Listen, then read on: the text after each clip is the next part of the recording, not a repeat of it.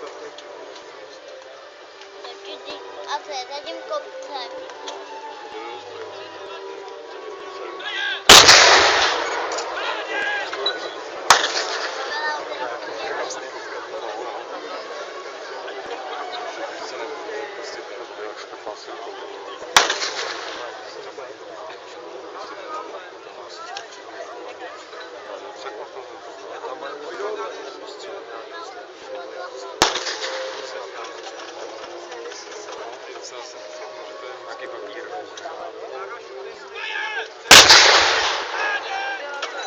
Určitě jste si všimli zajímavých stejnokrojů, které mají na sobě obsluhy německých děl. Německé jednotky zbraní SS byly opravdu velkým podnikem, co se týče maskovacích vzorů. Terén je opravdu ideální pro porovnání stejnokrojů 1944. Není bez zajímavosti, že několik let po skončení druhé světové války tyto stejnokroje používala československá armáda, zejména její výsadkové jednotky. A už vidíme, že z prostoru od techniky se z pásu nízkého lesa se k nám blíží malé družstvo výsadkářů ze 101. výsadkové divize. Právě zalehli vymýšlí taktiku, jakým způsobem zničit německého útoku. Právě v tom ničení německého dělostřelectva patřilo mezi hlavní úkoly výsadkových jednotek. Určitě každý z vás viděl fantastický americký seriál Bratrstvo nad ohrožením, kde jeden z jeho dílů je právě věnován likvidaci výsadské loterie.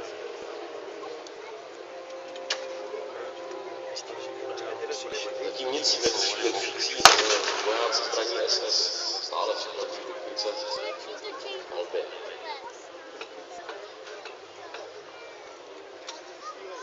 Vidíš mi? Jo?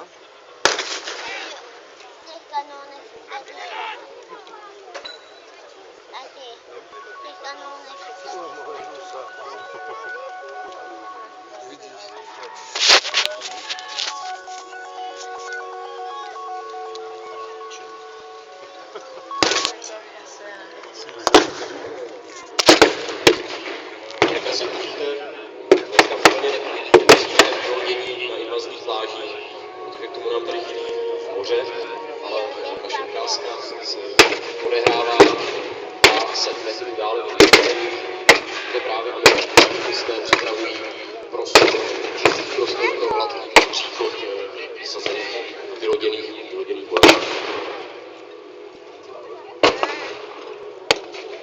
Dělostřelci opouští svůj hlavní bojový prostředek, své houfnice. Zoufale se pokouší ukrýt nejbližším prostoru volnému, což je představený příkop.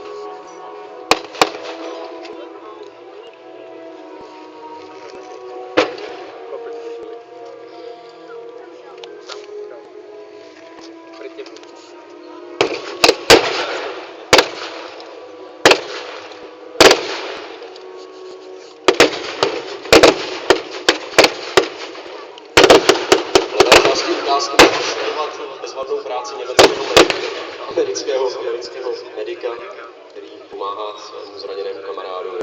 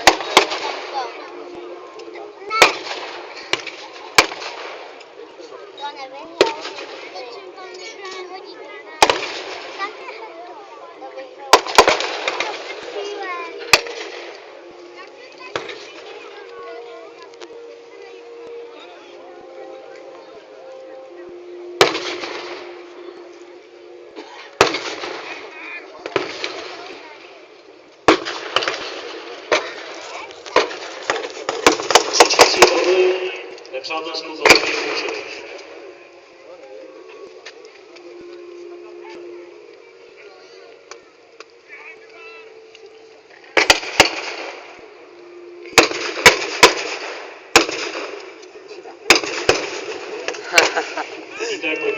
uskutečňování prostoru 81. a výsadkáři okamžitě po dobytí baterie umlčení Tak jedou. kde se pokusí setkat americkými jednotkami.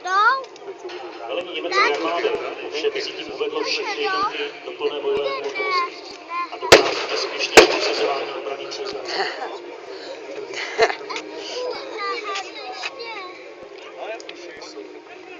A hlavně nevyrazili.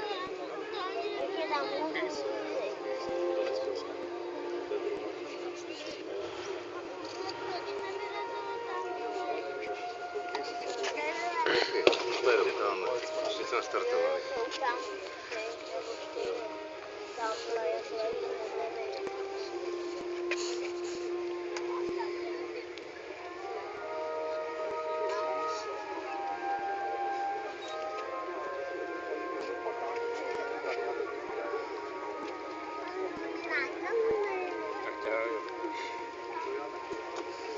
Si mi škrtíš mě.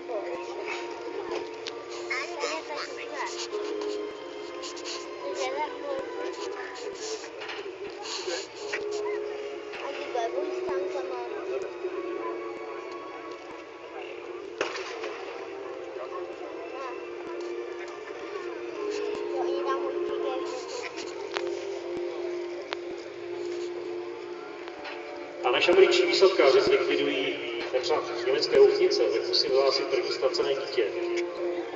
Mají Matez Pospíšil 7 let a Lukáš Pražák 8 let. Mají tu strejdu, jsou naše Šimone, nedělej to. děti, takže bych byl velice rád a určitě i naši bojovníci na to všechno ocenili, kdyby se jich lidí. Já můžeme motivy na vývod. Opakuji, Matez Pospíšil 7 let, Lukáš Pražák 8 let.